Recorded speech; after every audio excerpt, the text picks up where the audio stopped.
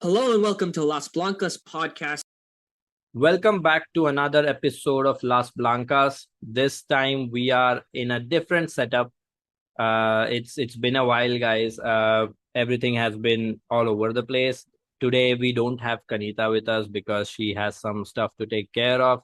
But I've got a very dear friend of ours and uh, an absolute gem of a person, an absolute expert in Spanish football, as I always keep saying, because she really is. We have got Isa with us to discuss Real Madrid's draw against Depor. Depor is Isa's team.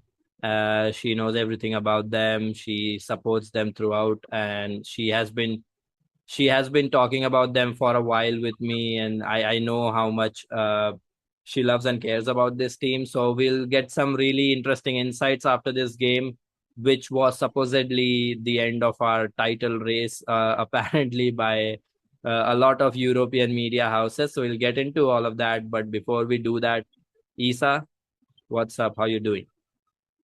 Hi. Yeah, I'm doing good. It's been pretty good so far. Yeah, I'm so happy to be here again. Thank you for having me. Yes, we are always happy to have you on the pod because you bring a lot of value. You bring a lot of insights that, listeners and me myself enjoy a lot hearing about.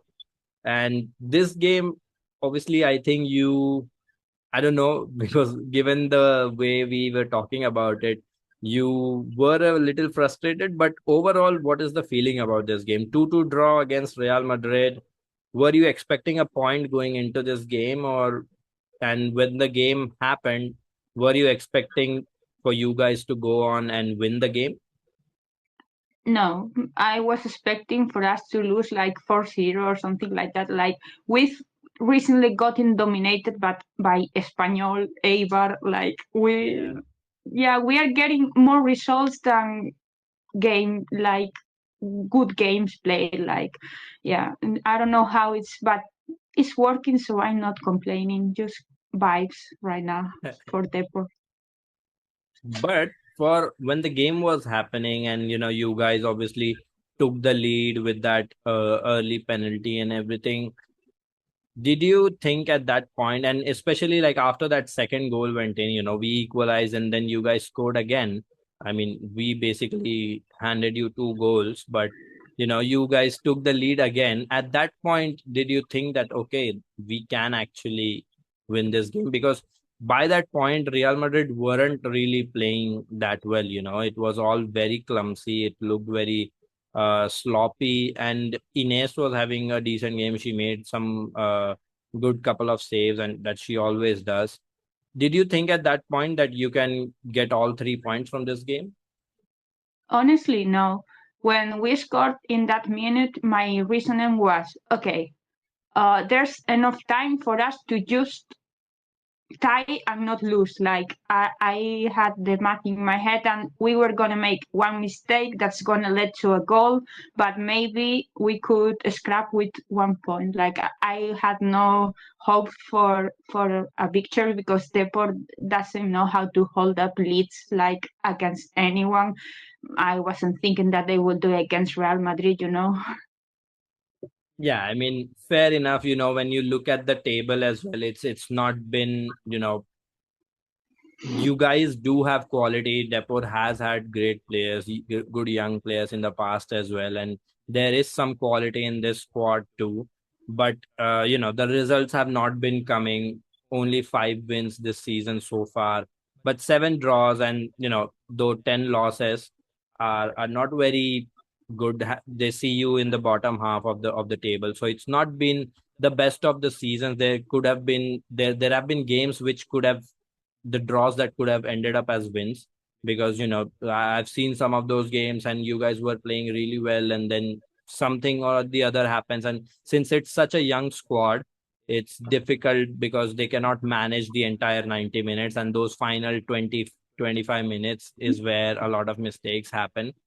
uh, but looking at this game in isolation, given the fact that Real Madrid had rotated the lineup a little bit, I'll quickly read out the lineup for the listeners and everyone. It was Misa in goal, which is, the no difference there. But the defense looked very different. It was Shea at right back. It was Antonia starting as the right center back. And then it was Maria Mendes and Yasmin starting there. Then a double pivot of Angeldal and Irune, which was surprising. And I will talk about her. We'll talk about how she has been in the cameos and all. And the front four was also very different than what we normally come up with. We had Eva Navarro on the right. We had Caroline Moller playing as the, if you want to call it number 10, she was playing as the number 10. And then we had Atenea on the left, and it was Carla Camacho starting the game for us and leading the line. Do you think this rotated lineup made a difference and made the game slightly competitive? Because last time around, also when we played you guys, there was a brief period where we were struggling and where we weren't able to do things. But today with this rotated lineup, do you think it made a difference for you guys?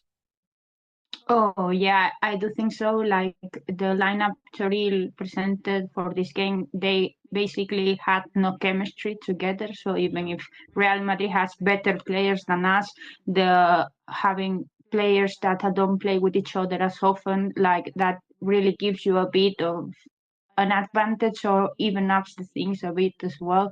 Like we had some players out as well, so that was my biggest fear. Like even if you rotated and the lineup wasn't the strongest, we didn't have our strongest lineup as well. So I was a bit concerned, especially because we played with a B team player on the right back position, and I was thinking, yeah, Real Madrid are dangerous on that side. Like you have Atenea and maybe the Linda could come on later. So yeah, I was a bit scared about that. Yeah, I mean, I do think that made a difference starting this game with Linda or Sandy Toletti, or after the sort of game that Antonia has had Maile Lakrar. If she was there, maybe we would have conceded two fewer goals. But let's talk about that. Let's talk about uh individual players, because there were some interesting battles there. There were two players, one former playing opposite Olaya, in Depor, and then we had another young midfielder playing for us in Irune. So there were a lot of things happening on the pitch that we can talk about in terms of individual players. But let's talk about a player that basically decided this entire match on her own. And as much as I don't like to single out players like this in bad performances, but I think it was one of the worst performances from Antonia. I think she really looked very uncomfortable, and I don't think it was the position. It was, I think, the lack of understanding with anyone around her, and immediately being forced to play that right center back role when she should have been used for that role more often, but she has been used as a right back throughout the season. And then throwing her in this game from the start as the right center back with Shea on the right instead, and then Maria Mendez on the left doesn't really help her. But conceding one penalty and then scoring an own goal, actually it was a really good finish from her on the own goal. But yeah, what did you make of her performance? We have had this discussion between us that what position she should be playing more often. What do you think? What do you take away from this performance from her? Well, first of all, I consider Antonia a decent player, but she's a system player, a system defender. She needs to have a clear system on the defense to perform well. Like she's not one of those vibes defenders that are such good individual performers that can just defend actions by their own. Like Lacrar can do a lot of defensive actions on her own without having a support from the rest of the backline. But Antonia is not that kind of defender. Since she's been at Real Madrid, she has looked uncomfortable in both positions, like not only on the right center back. So yeah, of course, her playing on the right center back, she hasn't done it that in a while as well. I don't think she plays there for Brazil. I don't remember. So yeah, it wasn't a really great performance from her. She also had to deal with Milene. Milene is a really smart player. She moves a lot. She's quite skillful as well. It's not an easy player to defend. Like in the penalty, that wasn't really a strong penalty or anything, but Antonia does sell it to the referee in the sense that she touches her in a way that's pretty obvious. If you are close to it, the striker is just gonna fall, and they're in 90% of occasions they're gonna go for the penalty because the optics in these things are important. And yeah, I will say the own goal is not to blame her that much in the sense that it was a pretty good cross. Like Barbara was there and she tried to anticipate, like she was going really fast to try and anticipate, and she just got it completely wrong. But that can happen to anyone, you know. I don't think that was her worst mistake. I would say that was the least punishable thing she's done, because she also had another action where she got completely spanked by Milene. Like that was pretty bad defending by Antonia. We didn't score there. So yeah, in general, it was a bad performance from her, but I wouldn't blame her the most for the own goal. I think the other things were she was a stupid there. Like in the own goal, she was just trying to head away the ball. And that is the thing, because after that, conceding a penalty and then uh it being half time, when we made those changes, I was expecting one of the changes to be Antonia being replaced by Lacrar, but that did not happen. Lacrar replaced Maria Mendez instead, which I was a little bit surprised with. But on the other hand, it might be a way of saying that we trust you no matter the mistakes or whatever, and that can help the player. Because given the way our squad is built right now, we don't have a backup for the right back position. Antonia has to serve both as a backup of the right back and the right center back position at the moment, and that makes her a very vital part of the squad. So hopefully, whatever happened in this game, she can get it out of her system and get back to playing good football. But I agree with the point that she hasn't looked comfortable even when playing right back, which she did with Levante the entire last season. I don't think she offers that much of a two-way threat. Oftentimes when we use her as the right back, she's the slightly conservative one. She stays back, she helps in the build up, forming a back three at times as well. And whenever she plays right back, against Barcelona in that first game where we conceded 5, she looked really out of place because she wasn't sure what runs to mark, she wasn't sure which players to pick, and all of that. So it's not been a good couple of games for her personally, but hopefully she puts it behind her. Let's talk about the first penalty, and then that will lead us nicely into the comparison that I want to basically talk about. It's not a direct one-for-one comparison, but it's still interesting. So Olaya stepped up for the penalty, puts it away brilliantly. We spoke about her when you were last here in the previous Depor game as well. And then in this game again, like, she makes a mark by scoring. Uh, how has her season been so far once again? And now with Irune, coming up, Olaya is a very different player to Irune. Irune can play as the lone pivot, can play in double pivot, is more of a defensive ball winner sort of player than Olaya is. But that this young crop of players, with Olaya and Irune now coming up, we do have some good young players coming through. What do you make of these two, based on what you have seen for them with the Spanish team, with Olaya, with Depor as well this season? What do you make of these players? Well, in Real Madrid, like in the context of Real Madrid with both players, I think they are totally complementary. Like they can play with each other, and I Yeah. think they could work really well. Like you said, Irune is more of a ball playing defensive midfielder, and Olaya is more like a really everything attacking midfielder or central midfielders. We are using her a bit here and there because I mean you have to understand that when you loan a player to a relegation side, a lot of times we don't really have much depth. So you play the good players out of position instead of playing worse players in their positions a lot of the times. Like Olaya has played attacking midfielder, she has played central midfielder, she has played as a fake left winger, like, and she has played as a fake left wing back Wing that back. she did in against Real Madrid, and she has performed in every position, I have to say, because she's a really intense player. She never backs down from a challenge. I think for her character, the loan has been really good. Like she has made her even more intense, passionate, and she's not afraid to go down to defend. Like I think that's a really good player to have in a squad like Real Madrid.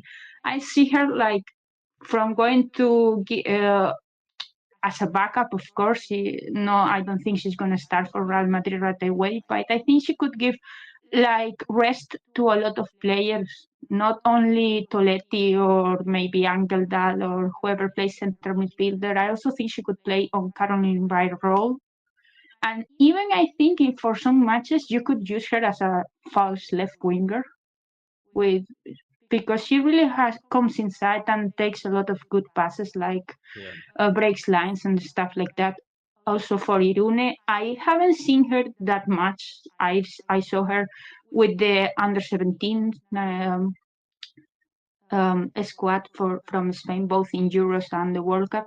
I have to say I'm really impressed with her. Like she's really good on the ball. She also has a lot of good instincts. She knows when to like maybe go for the challenge, when she Yeah. has to stay behind. Like she reads the play really well. She's also pretty good technically.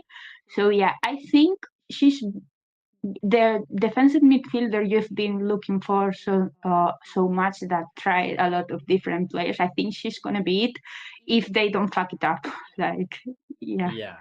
Yeah, that is always the case. But now with, Tere's injury in particular, I think this opens up a very nice window for Irune to get more minutes. And I totally agree.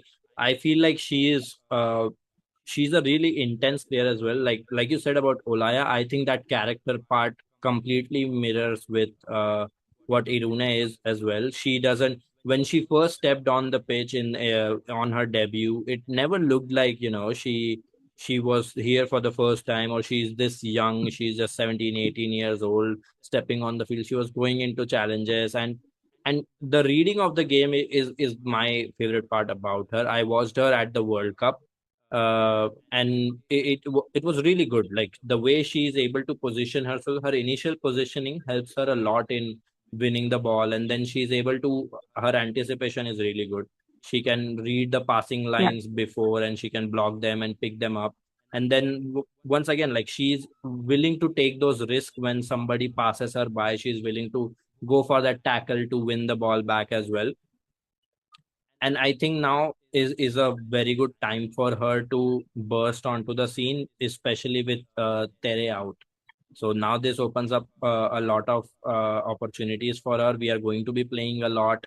We have important games coming up. We will have games where we would want to defend better, and I think Irune could be a great help.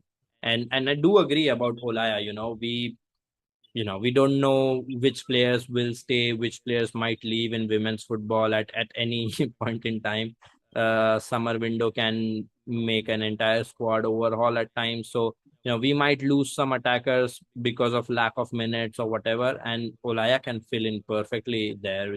She can be a backup to Linda. She can be a backup to where she can be a backup to Toletti, as you mentioned, Toletti and Angeldal as well. She can be a great backup for that, playing in a box-to-box role, which I personally prefer her the most in, because as you said, she's intense, so that helps in those defensive part of the game, and then she has a very good understanding of breaking the lines and combining in the final third as well. So I personally am very excited to see these two in the squad and potentially playing together some minutes. Another of the young player that has been with the squad for a while now, has made her return after an injury as well. Carla, she scored a goal, had a couple of chances that she missed as well. So what do you make of her? She was a really big hybrid talent when she was in with the youth teams, because she used to score a lot of goals. And she has scored a couple with the senior side, but obviously it's a different game when you're playing with the youth side and the as compared to the senior side. How do you see her in the fit in the squad, or like her future with Real Madrid? Honestly, I don't see a future for her in Real Madrid. Okay. It's not that she's bad or anything. I think she's a really limited striker. And for example, I think Marisa Garcia is more complete than her. And Real Madrid, I don't think they are going to be interested in having two strikers from the cantera, or even three. They have Iris Santiago as well. Like, you have this profile, three players of a similar profile, but I think Carla is the most limited out of the three, because she's the least technical. Like, with the ball, you can't rely on her to keep the ball and make a good pass most of the time. I mean, I don't think she's bad. Like, Yeah. this profile of strikers, it tends to go well. Like, they can make a career for themselves. I don't think it's going to be at Real Madrid. As for how I see how she looks after the injury, I think she looks pretty much the same than before the injury. That's good news. She still has the same potential and the same weaknesses, I would say. Like, I think she has a pretty good eye for goal. Like, she knows where she has to be to like get the rebounds. She reads the area really well in that sense. She's not extremely clinical. I think she can improve that. She's still very young, we have to say. But I think maybe if she ends up playing at Real Madrid, will be after she goes somewhere else first. Like, do you get my point? Like, she leaves Real Madrid, and maybe if she does well in other teams and she ends up coming back, but I don't see how she could be like a real space for her with minutes on the roster without going out. I'm not Yeah. going out on loan. You just going out, like, go be 2 years, 3 years somewhere else and improve her weaknesses. Like, she's not going to improve her weaknesses playing 15 minutes Yeah. one match, not playing for the next 4 matches and then playing again 20 minutes. Yeah, I totally agree with this part. I think, the best thing for these young players a lot of the times, and especially because in her position in the senior side itself, we have two players. We have Brune and we have Redondo, both internationals with their senior side, both capable of scoring a lot of goals, both very different profiles as well. And to find space for minutes for a young player like Carla herself is going to be a little difficult. And the best thing for her, as you mentioned, should be going out, and hopefully uh, she can go out and get those minutes and work on those areas that need some improvement. So yeah, that is always there.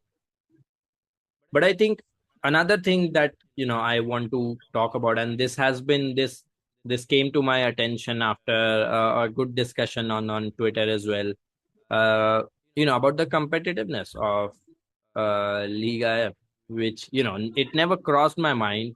We lost 5-0 to Barcelona, and I was like, this team looks mentally deflated whenever coming up against Barcelona, because, you know, talent wise, quality wise, we aren't worse than the other teams that come up against Barcelona, right? And we are in fact we easily have the second best squad in Spain. Like, I don't think there is any debate about that, and our performances don't reflect that. So there was an interesting argument presented that, maybe Real Madrid are not tested enough in the other league games. And I think this game basically puts that to bed. Not just this game, but we struggled against Eibar. We have struggled against Athletic Club as well. So, we have a good sample size about uh, that Real Madrid do struggle against other opponents as well in the league. And in my opinion, honestly, I find Liga F the most difficult league to predict whenever a team from number 3 to number 16 is coming up against each other. It's very difficult to call games between, maybe a Granada or and a Sevilla. It's very difficult to call a game between Granadilla as well. It's difficult because these teams set up in a very particular way.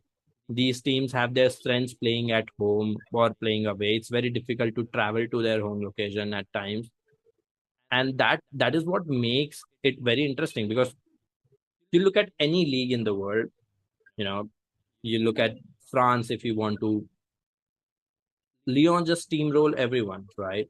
And if you look at the teams below as well, you can easily predict the games of the top half against the bottom half. Like, I don't think Yeah. there is an issue. If you see Paris FC playing against any other side, that 90% of the time Paris FC is going to win. Same goes with PSG. Although PSG has been going through everything in the recent years, but still they are one of the best sides in France. The same goes for WSL. If you look at it, you can predict almost any game that Chelsea plays against any other opponent. You can predict any game that Arsenal plays against any other opponent, and the same goes for City, right? And same goes for Manchester United as well. Even those top four can play against any of the remaining opponents, and you can predict the result. Same for uh, Frauen Bundesliga, Bayern and Wolfsburg. If they Wolfsburg not so much this year, but Bayern, if they come up against most opponents, they are going to win. So these things do exist. This disparity of each league having one or two top teams and the other teams chasing them is normal. I don't know why this is such an issue, or made such an issue about Liga F. I don't think Liga F is bad in quality. In fact, I feel like it is one of the most competitive leagues in Europe. What is your opinion on this? For me, the competitiveness of the leagues is just a debate for some fans to feel good about their league. Like, I don't take them seriously. Like, competitive leagues in women's football are not going to be there for like 10 years, because you're always going to have the teams that truly invest be better than the ones that don't really invest that much. Like, it happens in all the leagues. Yes, Yeah. maybe English league, more teams invest more because they have more money, but they don't really use their money wisely, and you can see that in having gaps between the teams as well. Yeah. I think Liga F gets the worst rep because Barca has been so good for so long that the big scorelines, even if they are not that much there anymore, that's just what everyone got, and that's it. That's just a general stereotype.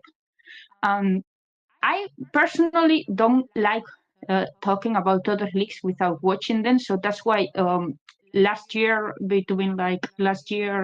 and a little bit more, I've watched everything. I've watched the WSL, I've watched the Italian league, I've watched Frauen Bundesliga, I've watched the French leagues, I've watched all of them, and I can really say that Liga F might have Barca, which is much better than the others, but other leagues have a lot worse teams. Like mid-table teams are really, really worse in France, in Italy, than in Spain. And if you say that, people are not going to believe it, but it's true, because mid-table French teams are extremely amateur. Like, you watch them play, and yes, they are really physical. Like there are a lot of physical players on the French league.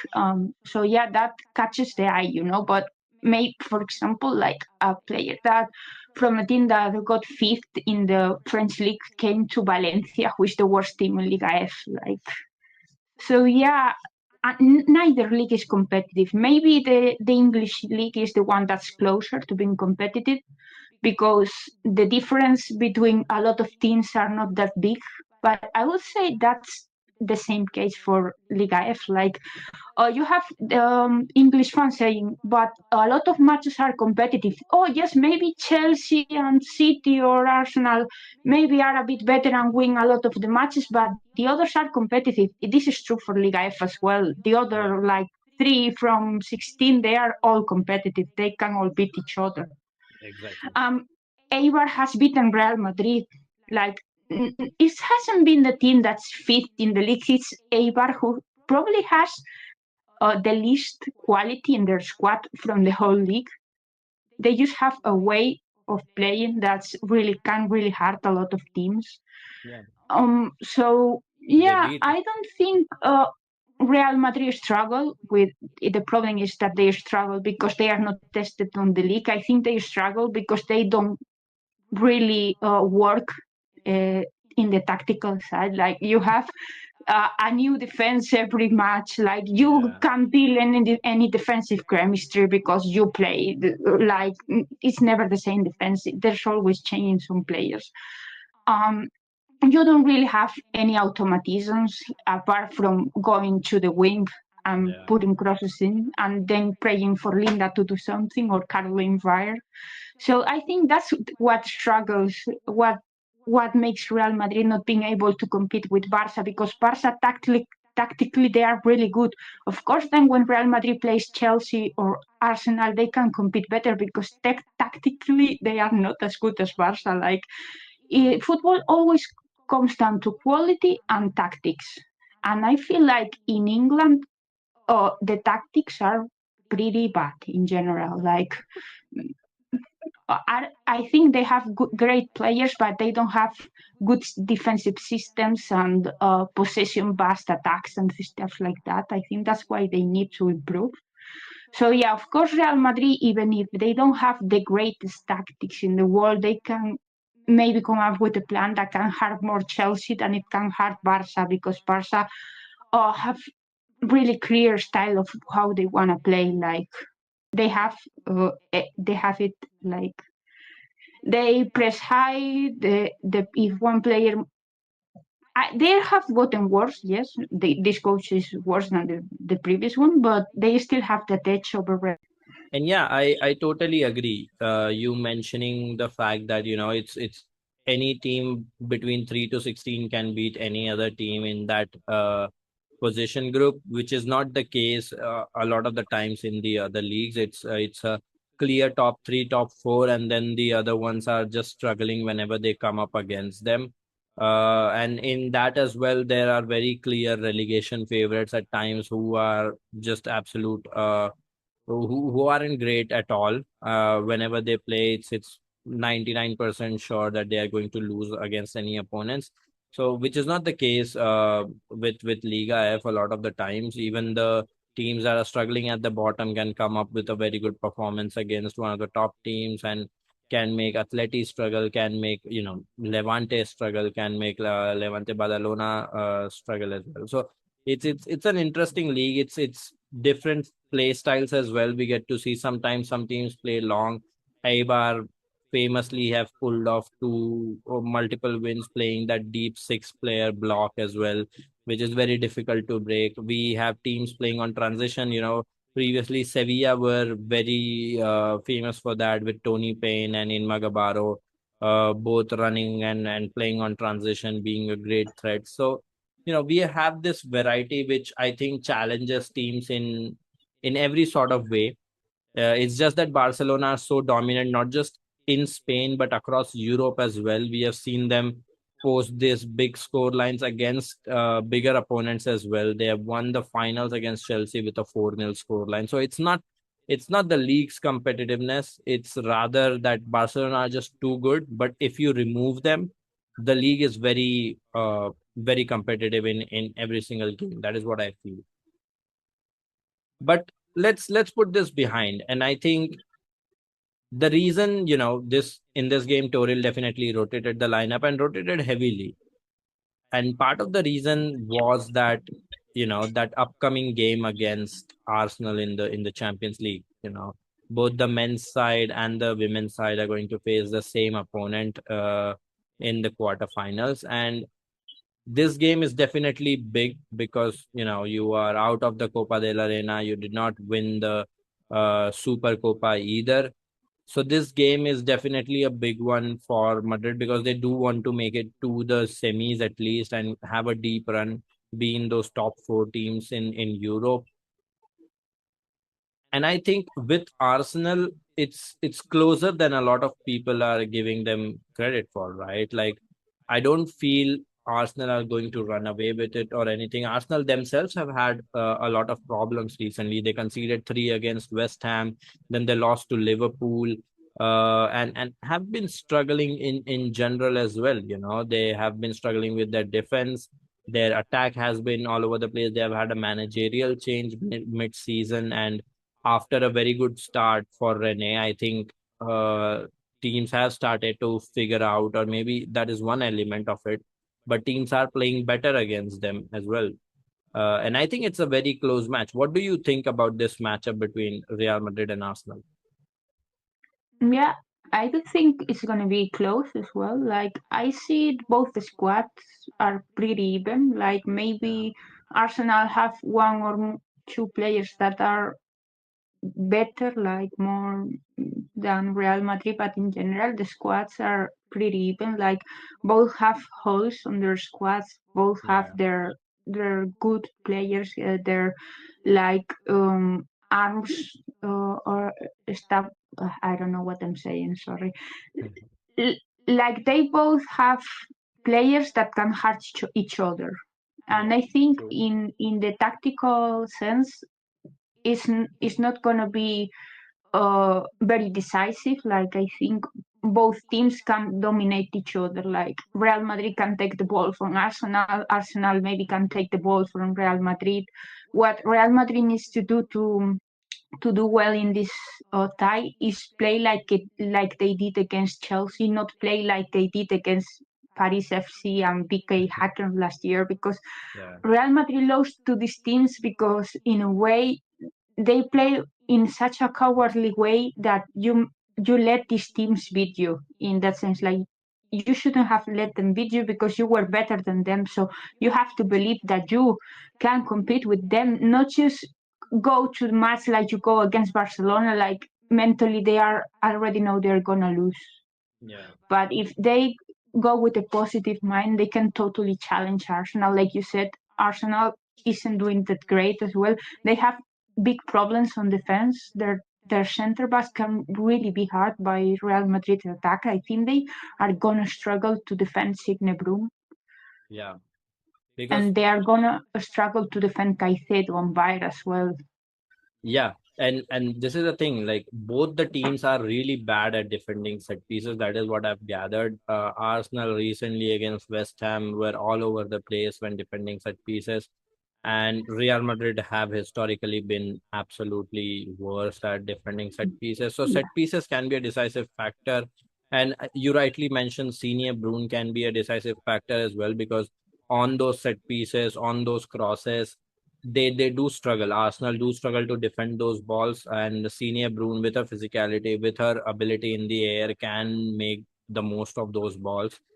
I think we'll see a lot of crosses. We'll see a lot of aerial balls being contested in the box for those goals, and I feel like set pieces can be a decisive factor here. Plus, yeah, I mean, quality wise, they have got Mariona, they have got, they have really good players. They have Kim Little, they have Kyra Cooney Cross, they have got Emily Fox at right back, who has been really good two-way threat. So it's an even battle for most parts, I feel like. But we'll see what happens, and I think this tie is the most difficult to call amongst all the other ties, because you see Wolfsburg versus Barcelona, and you immediately feel, given how Wolfsburg have been this season, especially tactically, they have been a proper mess. Like I'm not even exaggerating.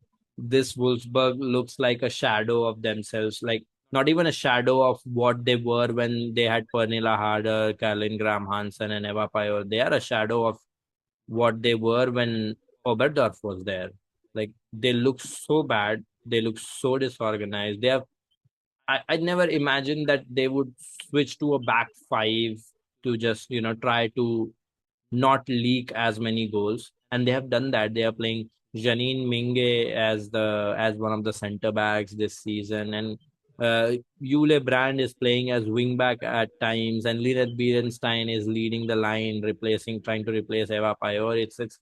It's been a mess. I think like Barcelona will run away with that tie. What do you think about that matchup? Yeah, I think so. That maybe Barca can struggle a bit with physicality from Wolfsburg, but I don't think Wolfsburg can play organized enough for a lot of minutes to really trouble them. Like, it's not only that their defenders are bad or they are tactically bad, like the coach, yes, it's bad. It's also the fact that they are playing with some random mass goalkeeper because he has something against Froms, like she doesn't play because the coach doesn't like her. So Anneke Borbe or whatever her name is playing in goal for Wolfsburg. I think some of her stats, and in most matches, they like concede 3 goals, and she has like one save. So I Yeah. think that against Barca is going to be pretty rough. Also, as well, they don't have that many good players as they had before Wolfsburg. Of True. course, maybe they can hurt them in the attack. I think the best players Wolfsburg have right now are in the attack. Even if I'm not a big fan of Berenstein, she has pace. Barca's backline this season has proven to be quite slow. Maybe she can hurt them a bit, but like I said, I don't see Wolfsburg maintaining a good defensive structure enough time to not concede like 2 or 3 goals against Barca. Yeah, and it will be interesting to see Eva Pajor coming up against them because, a former Wolfsburg player has broken all sorts of scoring records, has been one of the most consistent goal scorers in Europe across this time. And in the last few years as well, Wolfsburg haven't been that great defensively. They have had a very old sort of backline who have struggled with pace, who have struggled with organization, and a lot of the times they made up for it by scoring more goals. Right, that was the approach a lot of the times. And when Oberdorf was there, she used to clean up everything in midfield and provide that stability. But with her gone now, and with such when you lose such a generational player in that position, you tend to struggle. And I think that is what Wolfsburg biggest problem has been. They have struggled to replace their players at the right time. They struggled to replace their defenders until they got very old. They struggled to replace Alexandra Pop, who is still somehow going and is playing all over the place. She plays in attack. She plays in midfield. She is their Oberdorf at times, playing as a defensive midfielder. She is their the most threatening option in attack at times, and that has been the problem that has hurt them a lot, and that is all coming to the forefront now. I think Barcelona should win this. Maybe they'll concede with Yule Brand and Bierenstein hurting their defense, but I think Barcelona should be winning this tie. The other one is Lyon versus Bayern. Now, you know, this might hurt a lot of the Bayern fans, but Bayern has not been great this season, given their squad, given what you would expect them to be, because their squad is really, really good. Like if you Yeah. look at their squad, I think their squad is easily one of the top five squads in Europe. They have got players like Pernilla Harder, Leah Schuler, Clara Bull. They've got everyone. Like every single position is stacked. Like they have got arguably one of the best defenders in Europe in Vigos Dotir. right? Like they have so much talent, but this season it feels like they have stagnated a little bit. Like the German league is all over the place. Fan Bundesliga, yes, fans are pushing it as it has been competitive, but I feel like the top two teams have been really inconsistent, and that is why there is that competitiveness, because Frankfurt don't have half as much talent as Bayern do, and them pushing for it still is a bit of a shocker. And yeah, I feel like Bayern have not been great.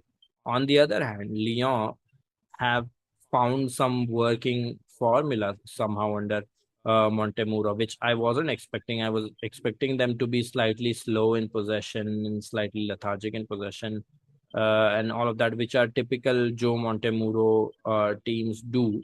But this one feels different. They have direct players. They have got Chavinga, who is really absolutely killing it. Marozhan is somehow having a revival as well, and it's been interesting to watch. Like, it's been one of the fun watches, this team, and I feel like they have enough to beat Bayern and go through. What do you think about this tie? Yeah, I do think Lyon can win, like maybe not easily, because Bayern is a solid team. Like, Yeah. with my problem with Bayern is that I see them as a team with no personality. Like, uh, they have so many good players, but they are not used well. Like, a lot of players are not informed right now, and I think it's a coaching problem, Yeah. because you have so many big talents that if you had a really good coach with a brave approach with this squad, they should be playing so much more great football than they are doing right now. I feel like when I watch Bayern, it's not really exciting, despite I liking a lot of their players. I also feel like instead of having the time to, like, Wolfsburg has gotten worse and they are a mess, instead of saying, okay, now they are a mess, it's our time to step up. It's like they have gone and gotten more messy as well. Like, they've let Wolfsburg take them on the route of being a mess. So now that's the state of the German league. All of them are a mess. But I feel like they have the tools to hurt Lyon, Yeah. but I don't think they will. Like, the quality is there. Clara Bull always shows up in big games, but Schuler is not at her best form. Harder is maybe the one that's the most in form, but only one player is not gonna make a team. Yeah, I think the Bayern should be playing much better right now than they are. Like, Yeah. they've assembled such a complete squad as well, and some players are not even used. They have signed Caruso and they haven't even used her.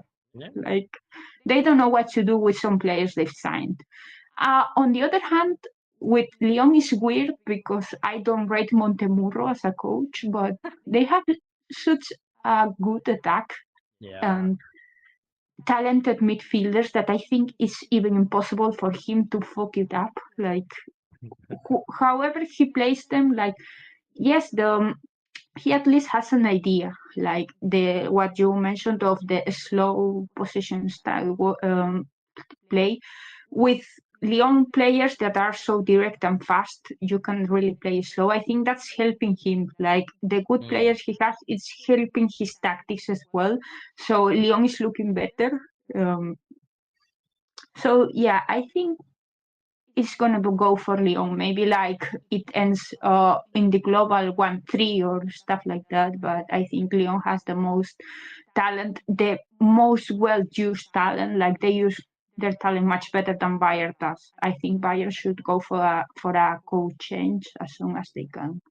Yeah, I feel the same. Like, I feel like Strauss, he's a decent manager. He has shown that last season and all, they were playing better football. And, with the additions this season, you expected them to take the next step, because they have been a side that is pushing for that, UWCL final. They are pushing for the domination in the league, and they have achieved the domination in the league. They are sort of on course to win another league this season, and they are doing that. They domestically they have established themselves as the firm leaders now.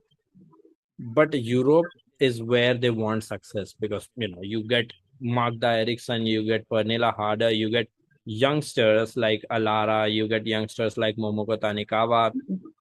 These are going to set tones for, and we haven't even spoken about Francisca Kett and all. Like, they have really good youngsters, and Clara Bull herself is not that old.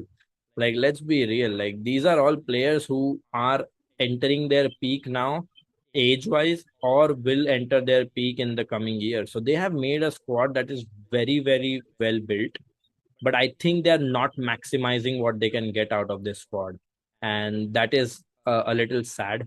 Hopefully, a coach change or whatever it is can help them, and we get to see a competitive game. But at this point in time, it does feel like Lyon have the edge in this time. The last matchup, I think it has been happening so frequently this month. Like, I've already watched it twice, and now it's going to happen two more times before the month ends. It's City versus Chelsea. They recently met in a cup final, which Chelsea won, unfortunately, due to Yui Hasegawa own goal. Hasegawa has been a brilliant player this season, and the season before as well. She has been on some wild form. But I feel like in these matchups, a lot of the times, between Chelsea Arsenal, between Chelsea City, between Chelsea United, Chelsea do tend to have the upper hand. And I mean, with the part of the reason is they have such a good squad. Like, there is no comparison. They probably have depth for everything, and they have talented players for every single thing. They see a player, they find a position that they have trouble with, and they go on and sign the most expensive player in women's football in Kira Walsh, because they did not have a DM.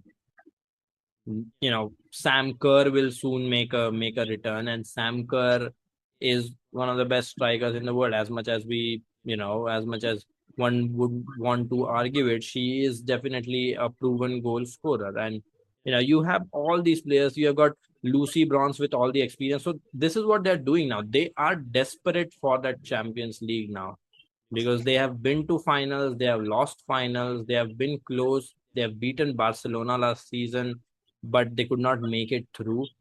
But they have shown improvement, and now with Bompastor having won the Champions League with Lyon, they are expecting this formula of a manager who has won the Champions League plus players who have won the Champions League to help them win their first Champions League, right? What do you think this tie will go through? Because City this season were the first team to beat Barcelona. They absolutely, in fact, in that game they absolutely dismantled them. But now they have undergone a manager change as well. So do you think that affects? Do you think that gives Chelsea a chance? Because I personally think so.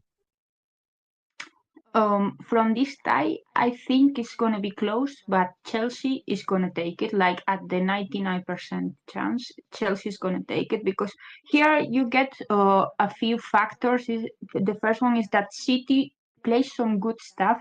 I like a lot of the things they do with the ball, and a lot of their profile players. I like Yash Park a lot, for example. Yui Hasegawa, of course, they have good players, but they have a mentality problem. When it matters the most, City you can always count on City to crumble. So I think this is what's gonna happen in this tie as well. Maybe in the first leg, City go 1-0 up, 1-0 up, but then Chelsea turn it around. I think it's going to be like this, because even though I feel like Chelsea's play is being a bit shaky at times, they have so much quality that even if the play is not the best a lot of the time, the quality is going to win it for them, because they don't only have attacking quality, they have defensive quality, they have a good goalkeeper, a quality goalkeeper. And then, like I said, City does have maybe in some positions really good players, but other positions are a liability for them. And yeah, I also feel like they're gonna commit. Every time I watch City, I'm like, the mistake is gonna happen eventually. In that sense, they do remind me a bit of Real Madrid. Like that, I'm watching and I know they're gonna make a mistake at some point, even if they're doing good. So yeah, but I still do think it's gonna be close. Like like the English league, like they are all pretty close. United, Arsenal, Chelsea, but eventually always Chelsea comes out with it. I think they have that advantage, and this is gonna go like this. Yeah, I feel the same, and that change with Garrett Taylor not being there anymore, with Nick Cushing coming back in, that factor is, I think, is going to affect them. They do lack a bit of depth as well, City, at the current point in time, but they have some really exciting player. Ayoba Fujino is really good. Jess Park, as you mentioned, is really good. So yeah, I mean, it can be an interesting tie, but I feel like in these ties, whenever Chelsea is coming up against a fellow English side, Chelsea tend to go at top. And with Bompastor winning her first trophy as well with Chelsea now, beating the same opponents that they are going to face in the quarterfinals, I feel like they have that slight mental advantage as well. But I hope it's an interesting tie. I hope Khadija Shaw does the same things that she did to Barcelona and makes it really interesting. But I feel like a part of me says that Chelsea is going to win this one. So yeah, I think those are our predictions for the Champions League quarterfinals. I feel like some interesting ties we have up there. And especially, I think Arsenal versus Madrid is going to be the most interesting one, because it can go either way based on which team decides to make more mistakes on the given day, because the quality is really well matched. So it's going to be an interesting tie. And yeah, we'll be here to review that. Kanita will be back as well. We might have some guests. Isa will be back as well if she wants, if she has the time. So yeah, we'll try to bring her back, because as always, like Isa, your insights really bring a lot of value to the pod and to everyone listening, and to me as well. I love discussing women's football with you. You know that. So yeah, thank you once again for coming on the pod, agreeing to come and sharing all the valuable insights about Depor, about women's football across Europe as well. Thank you very much. Thank you for having me. This was great. Like, yeah, I would love to come again, even if it's to talk about Real Madrid in the Champions League, if they beat Arsenal or whatever you want to. Like, yeah, I can adapt. Yes, so that is the best thing. And as always, once again, thank you to everyone listening. Thank you to everyone who watches our videos on YouTube, who shares them. You guys, your support makes it all possible and makes it all worth it for us to do. So keep supporting, keep sharing this, and until next time, Hala Madrid.